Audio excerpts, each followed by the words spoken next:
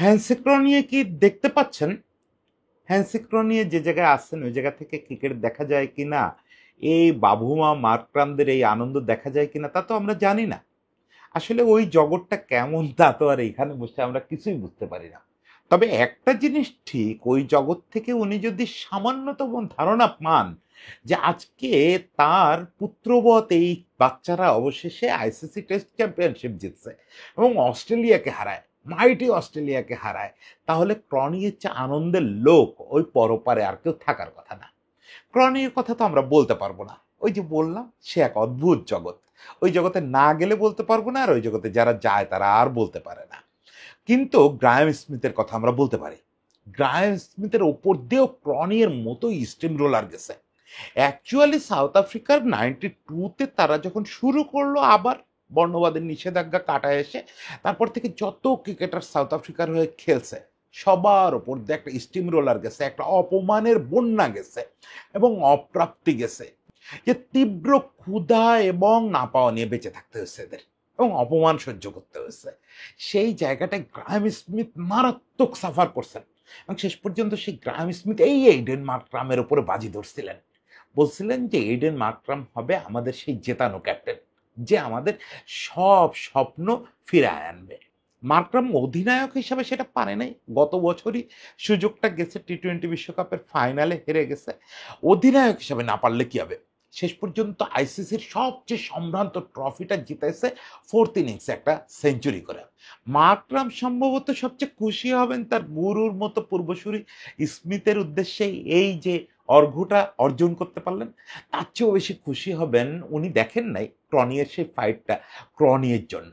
আজকে আমরা একটু, মানে সবাই তো ম্যাচের কথা অলরেডি জানেন, মার্করাম রাবাদারা কি করছে, কি অসামান্য এক অর্জন করছে সেটা সবাই জানেন। আজকে আমরা একটু সাউথ আফ্রিকার এই যে ভয়ানক যাত্রা, এই যে 92 সালে শুরু হওয়া যাত্রাটা আজকে 2026 সাল পর্যন্ত আসলো, এই যাত্রাটার কথা বলবো। হ্যাঁ, এর মধ্যে ছোট্ট একটা অর্জন তাদের আছে, একটা নকআউট বিশ্বকাপ আছে, কিন্তু ওটাকে কেউ ওরকম গুরুত্ব দেয় না।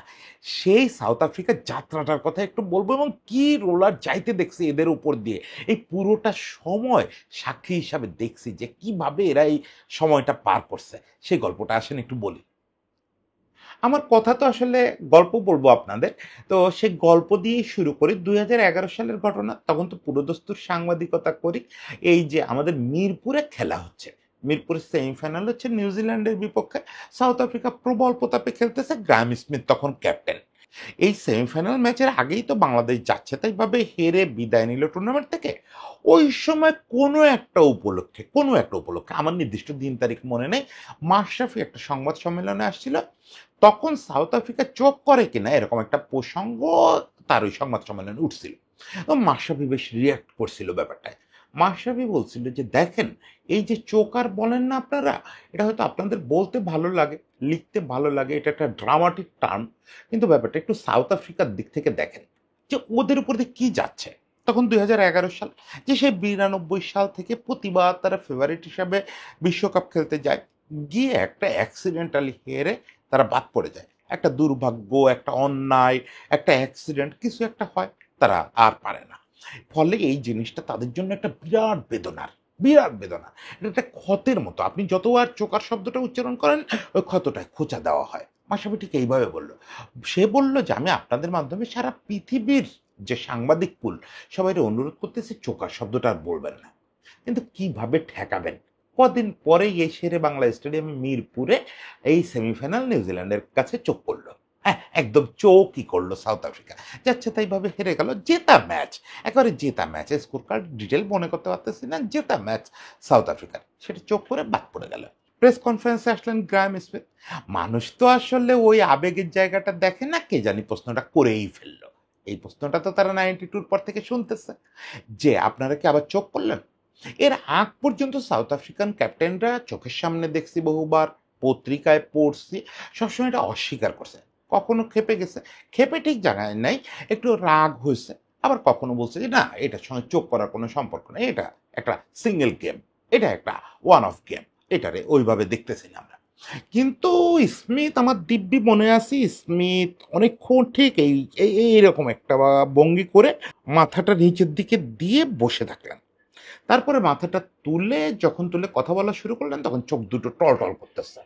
প্রথমবারের মতো সাউথ আফ্রিকার কোনো দায়িত্ব সম্পন্ন ব্যক্তি, কোনো ক্যাপ্টেন পরিষ্কার ভাষায় বললেন, হ্যাঁ আমরা চোখ করছি। এবং আমি প্রথমবারের মতো বলতেছি, 92-র পরে যতবার এই ঘটনা ঘটছে, যতবার আপনারা বলছেন, প্রতিবারই আমরা চোখ করছি। এটা আর অস্বীকার করার কোনো উপায় নাই। চোখ শব্দটা স্মিথ রিপিট করছিলেন কিনা আমি জানি না, বলছিলেন যে আপনারা যেটা বলতে যাচ্ছেন ওইটাই করছি, আমরা বারবার পালায় আসতেছি, আমরা আর পারতেছি না, এইটা হবে না আমাদের দিয়ে, এটা আমাদের পরের জেনারেশন লাগবে, যে জেনারেশন আসলে ক্রনীয়দের দেখে নাই, যাদের চোখের সামনে এগুলো ঘটে নাই, এরকম কারোর জন্য ওয়েট করতে হবে, আমরা আর পারবো না, উই আর ফিনিশড। ঠিক এইভাবে গ্রাহাম স্মিথ বললেন। এবং উনি বললেন যে আমরা একজন কারোর জন্য অপেক্ষা করতেছি, একটা প্রজন্মের জন্য অপেক্ষা করতেছি, যাদের ভিতরে এই হিস্ট্রিটা চেপে বসবে না, যাদের মাথায় হিস্ট্রি বোঝা হয়ে থাকবে না। সেই জেনারেশনটা পাইতে খুব বেশি অপেক্ষা করতে হলো না স্মিথকে। চলে আসলো 2014 সাল। 2014 সালে এই এইডেন মার্করাম ক্যাপ্টেন হিসাবে সাউথ আফ্রিকাকে আন্ডার 19 ওয়ার্ল্ড কাপ জিতালো। আজকে সেই এইডেন মার্করাম ওই আন্ডার 19 ওয়ার্ল্ড কাপ জেতার পরে গ্রাহাম স্মিথ ততদিনে রিটায়ার করে ফেলছেন। গ্রাহাম স্মিথ বললেন যে আমরা আমাদের ফিউচার ক্যাপ্টেন পেয়ে গেছি। আমি জানি না ওই দুটো মিলায় বলছিলেন কিনা, ওই 2011-তে যেটা বলছিলেন যে আমরা ফিউচার লিডারের জন্য ওয়েট করতেছি, সেই ফিউচার ক্যাপ্টেন আজকে জিতালো। দেখেন, নিয়তি নিয়তি নিয়তি ডেস্টিনি কি খেলাটা খেলতে পারে। এই খেলাটা পুরোটা বুঝতে গেলে আপনাকে গল্পটা একটু জানতে হবে, মানে 92 থেকে গল্পটা জানতে হবে। যদি বিরক্ত না হন একটু একটু করে বলি, পুরো বিস্তারিত তো বলা সম্ভব না, মহাকাব্যিক গল্প। এটা নিয়ে আসলে শেক্সপিয়ারের লেখা উচিত, একটা ট্রাজেডি লেখা উচিত, দ্য সাউথ আফ্রিকা ট্রাজেডি, এই টাইপের কিছু একটা লেখা উচিত। এটা আমাদের দ্বারা সম্ভব না। 92-তে যেটা হলো, সাউথ আফ্রিকা বর্ণবাদের নিষেধাজ্ঞার জন্য আপনারা জানেন যে দীর্ঘদিন ধরে সেই 70s থেকে ইন্টারন্যাশনাল ক্রিকেট খেলতে পারতো না, ফলে কখনো ওয়ার্ল্ড কাপও খেলতে পারে নাই। 92-তেই ওদের নিষেধাজ্ঞা মুক্ত হলো। এর ভিতরে ওরা কিন্তু নিজেদেরকে ক্রিকেট টিম হিসাবে এবং ক্রিকেটে খুব শক্তিশালী হিসাবে ভেতরে ভেতরে তৈরি করছে। এখন তাদের তো ইন্টারন্যাশনাল খেলার পারমিশন নাই, ফলে তাদেরকে আসলে ভেতরে ভেতরেই তৈরি হতে হয়েছে। তখন ক্যাপ্টেন হচ্ছেন কেপলার ওয়েসেলস। দুর্দান্ত ব্যাটসম্যান ছিলেন। কেপলার টিম নিয়ে আসলেন। ওই যে এটা নিয়ে মাঝে বলতেছিলাম যে কেপলার টিমকে বলছিলেন, এটা পরে জন্টি রোডস একটা ইন্টারভিউতে বলছে যে আমরা ব্যাটে বলে হয়তো পারবো না, আসলে সবাই মিলে ফিল্ডিং দিয়ে ম্যাচ জিতে যাই। সেই থেকে ওরা কিন্তু বিশ্বের সবসময় 1 নম্বর ফিল্ডিং সাইড থাকছে। এবং 92-তে যে খেলাটা শুরু করলো ব্যাটে বলে, ফিল্ডিং তো বটেই, বিস্ময়কর সব ফিল্ডিং, সেই জন্টি রোডস 30 ইয়ার্স থেকে উড়ে এসে ইঞ্জামূলকের উইকেট ভেঙে দিল, কি অবিশ্বাস্য সব কাণ্ড কারখানা। এবং আমাদের জন্য এটা তো রঙিন একটা দুনিয়া শুরু হলো, আক্ষরিক অর্থেই রঙিন। প্রথমবারের মতো ওয়ানডে ক্রিকেট হচ্ছে রঙিন পোশাকে, আরো অনেক কিছু হচ্ছে, আরো অনেক কিছু হচ্ছে, সব প্রথম দেখতেছি। আর আমরা যারা ওই সময়ের কিশোর, আমাদের সামনে প্রথম হিরোরা ফাইট করতেছে। ফলে ওই খেলোয়াড়দের, সাউথ আফ্রিকার ওই প্লেয়ারদের জীবনে বলতে পারবো না তো, ওরাই আমাদের প্রথম হিরো। সব ঘটনা মনে পড়তেছে। এবং সেই ড্রামাটা ঘটলো সিডনিতে। ভয়াবহ গতিতে সাউথ আফ্রিকা সেমিফাইনালে চলে গেল। মানে সাউথ আফ্রিকার কে আটকায়, মোটামুটি সবাই কনফার্ম হয়ে গেল প্রথম বিশ্বকাপ খেলতে এসেই ওরা ট্রফি নিয়ে ফিরবে। এবং তাই হচ্ছিল। ইংল্যান্ডের বিপক্ষে ওরা চেস করতে নামলো, বৃষ্টি হচ্ছে বারবার। বৃষ্টিতেই খেলা নেমে আসলো 45 ওভারে, 50 ওভারের জায়গায় ইংল্যান্ড আগে ব্যাট করে 252 করছে। এত ভালো নামার স্মৃতিশক্তি মাত্রই দেখে নিলাম। ও, সেটার জবাবে ভালো ব্যাট করতেছিল সাউথ আফ্রিকা। এর মধ্যে কয়েক দফা বৃষ্টি আসলো, আবার কার্টেল হচ্ছে, আবারই হচ্ছে। 42.5 নাম্বার বলের খেলা হয়ে গেল, মানে 42 ওভার 5 নাম্বার বলের খেলা হয়ে গেল। তখন ঝুম বৃষ্টি হলো, দুই দল আবার ড্রেসিং রুমে চলে গেল। সে অবস্থায় যখন খেলাটা বন্ধ হলো, তখন সাউথ আফ্রিকার সামনে ইকুয়েশন হচ্ছে 13 বলে 22 রান লাগবে, মানে এরকম একটা ইকুয়েশনে তারা মাঠে ছিল যখন বৃষ্টি নামলো তার আগ পর্যন্ত। তখন খুব ঝোড়ো দুজন ব্যাটসম্যান, সেকালের খুব মারদাঙ্গা দুজন ব্যাটসম্যান, ব্রায়ান ম্যাকমিলান আর ডেভ রিচার্ডসনের কথা আপনাদের মনে আছে, পরে আইসিসি সিইও হয়েছিলেন। দুজনে, একজন 130 স্ট্রাইক রেটে, একজন 100 স্ট্রাইক রেটে ব্যাট করতেছে। মানে 13 বলে 22 রান করা তাদের জন্য মোটেও কঠিন কিছু না, বরং সহজ ব্যাপার। তারা নিশ্চিন্তে ম্যাচ জিতে যাবে। বৃষ্টি থামলো, অল্প একটু সময় বৃষ্টি হলো, বৃষ্টি থামলো, ওরা মাঠে আসলো। মাঠে যখন আসছে তখন ওদের বলা হলো যে তোমাদের লাগবে হচ্ছে মাঠে ঢোকার সময়।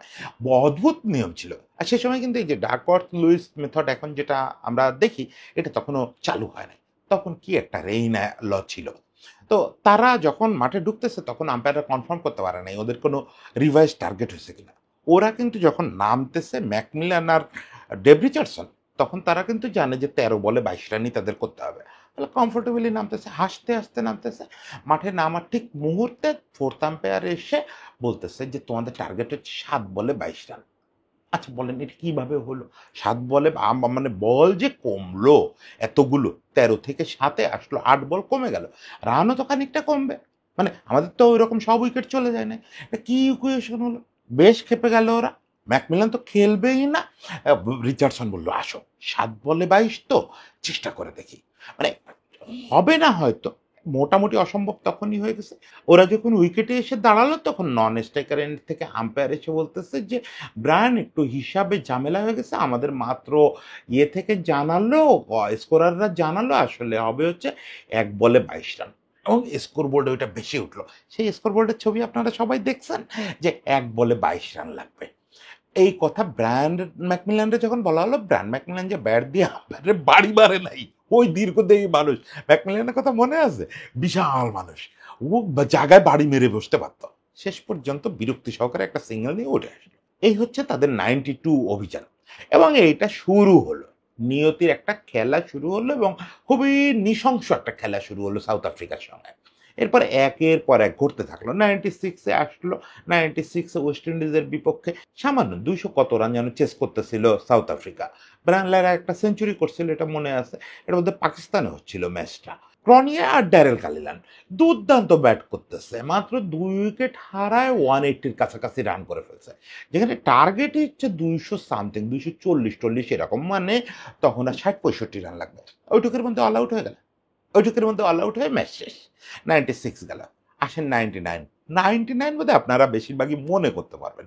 99 তো সম্ভবত, 99-এ সাউথ আফ্রিকা যেভাবে বাদ পড়ছিল ওটা সম্ভবত এই ট্রাজেডির, মানে 92 যদি হয় ট্রাজেডির একদম এরকম জায়গা, ওটা আরো উপরে উঠছে। কি ভয়ঙ্কর ব্যাপার 99-এ ঘটলো। সে আরেক ড্রামা, সেমিফাইনালে আবার অস্ট্রেলিয়ার মুখোমুখি সেই সাউথ আফ্রিকা, এবং আগে ব্যাট করে 213 করলো অস্ট্রেলিয়া। শেষ ওভার তখন ল্যান্স ক্লুজনার, ভাই রে ভাই, ল্যান্স ক্লুজনার তখন অন্য লেভেলে। এক হাতে বলে ওপেন করতেছে, কখনো কখনো ব্যাটে ওপেন করতেছে, মানে আমার দেখা সবচেয়ে এফেক্টিভ অলরাউন্ডার। সেরা অলরাউন্ডার বলবো না, পারফরমেন্স তো ওরকম, মানে স্ট্যাটিস্টিক্স তো অত বেশি না, কিন্তু ভয়াবহ অলরাউন্ডার ছিল। আর মার কি, আজকে টি-20 দিন হলে ক্লুজনার হতো অন্যতম সেরা ব্যাটসম্যান। তো ক্লুজনার শেষ ওভারে স্ট্রাইকে, শেষ ওভারে লাগবে হচ্ছে 9 রান। প্রথম 2 বলে পরপর দুটো 4 মেরে দিল। এখন তার মানে লাস্ট উইকেট নিয়ে ব্যাট করতেছে, ও পাশে ডোনাল্ড, আমাদের কোচ ডোনাল্ড, মানে বাকি 4 বলে একটা সিঙ্গেল নিতে পারলেই ম্যাচ জিতে যায় সাউথ আফ্রিকা, এবং তারা তাইলে সেমিফাইনালে চলে যায়।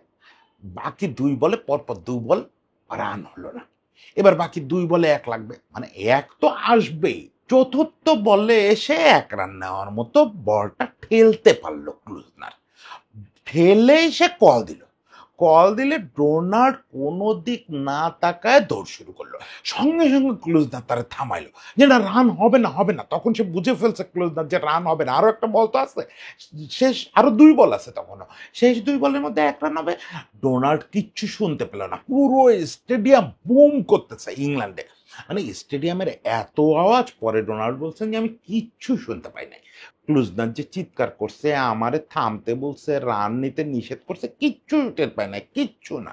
ফলে ক্লুজনার রান আউট হয়ে গেল, ম্যাচ ওখানেই শেষ, টাই হয়ে গেল। সেমিফাইনালে টাই হয়, যেটা হলো যে তখন পর্যন্ত বিশ্বকাপের নিয়ম ছিল যে সুপার 6 পর্যন্ত হেড টু হেডে যারা আগায় থাকবে তারা ফাইনালে যাবে। ফাইনালে চলে গেল অস্ট্রেলিয়া, অস্ট্রেলিয়া গিয়ে পাকিস্তান বেধড়ক হারায় বিশ্বকাপ নিয়ে ফেললো। ওই জায়গাটা সাউথ আফ্রিকা গেলে পাকিস্তানের পরিণতি ঠিক একই হতো। 99 পর্যন্ত সাউথ আফ্রিকার এই যে ট্রাজেডি, ফার্সিক্যাল ট্রাজেডি, এটা একদম মানে বুক দিয়ে উপলব্ধি করছে। এরপরে তো ক্রনিয়ে মারা গেলেন। ক্রনিয়ে মারা যাওয়ার পরে 2003-07 এ পর্যন্ত এই দুটো বিশ্বকাপে আমার একটু আশা ভরসা ছিল না, কিন্তু সাউথ আফ্রিকা কিন্তু ভালো খেলছিল, 2003 সালেও, তিনেও কিন্তু এরকম একটা টাই করলো তারা শ্রীলঙ্কার বিপক্ষে। সেবার কি হলো, সেবার কারোর ওই রকম রান আউট টার্ন আউট না, সেবার হচ্ছে ওদের যে স্ট্র্যাটেজিয়ান উনি ভুল হিসাব পাঠাইছিলেন। উনি বলছিলেন যে ওই সময় বৃষ্টির ঝামেলা ছিল, যে এই বলটা দেখে খেললো, রান করার দরকার নেই, দেখে খেললে আমরা জিতে যাব বৃষ্টি আইনে, ডার্ক অর্থলিস মেথডে আমরা আগায় আছি। ম্যাচ শেষ হয়ে গেল, ম্যাচ শেষ হলে জানা গেল যে ওই বলটা যদি একটা সিঙ্গেল দিত তাহলে জিততো। আসলে ওই সময় টাই হয়েছিল, আরেকটা টাইতে বাদ পড়লো। 2007 সাল দেখেন, 2007 সালে তখন আবার একটু ফিরে পাইছে সাউথ আফ্রিকার দিকে আগ্রহ। 2007 সালে ততদিনে তো গ্রাহাম স্মিথ চলে আসছে, তখন কিন্তু সাউথ আফ্রিকা আবার র্যাঙ্কিং এর 1 নম্বর দল। 2007-এর ওই দিক থেকে আবার সাউথ আফ্রিকার একটা ভয়াবহ উত্থান হলো। এই উত্থানটা বলা চলে যে এখনো চলতেছে, বা 2015-র দিকে আসে এটা একটু থামছে, আবার চলতেছে। মানে ওদের তো কখনোই চূড়ান্ত পতন হয় নাই, কিন্তু ভয়াবহ সব উত্থান হয়েছে। 2007-এর দিকে ওইটা আবার হলো, তারা দীর্ঘদিন 1 নম্বরে ছিল র্যাঙ্কিংয়ে, সব ফরম্যাটে, টেস্ট, ওয়ানডে, সব ফরম্যাটে।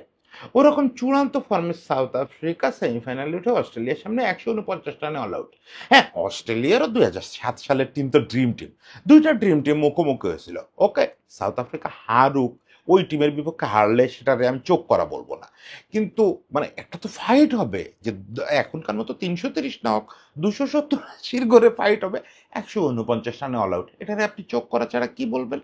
2007 ওই ঘটনা ঘটলো, 2011 তো বললাম আমার চোখের সামনে যেটা ঘটলো নিউজিল্যান্ডের বিপক্ষে। এরপর 2015-তে আবার প্রবল প্রতাপে খেলতেছে সাউথ আফ্রিকা। মানে এবার আর সাউথ আফ্রিকারে কেউ ঠেকাইতে পারবে না, এরকম একটা ভাব। ঠিক নিউজিল্যান্ডের সামনে পড়ে গেল, স্বাগতিক নিউজিল্যান্ড গুড়ায় দিল সাউথ আফ্রিকারে।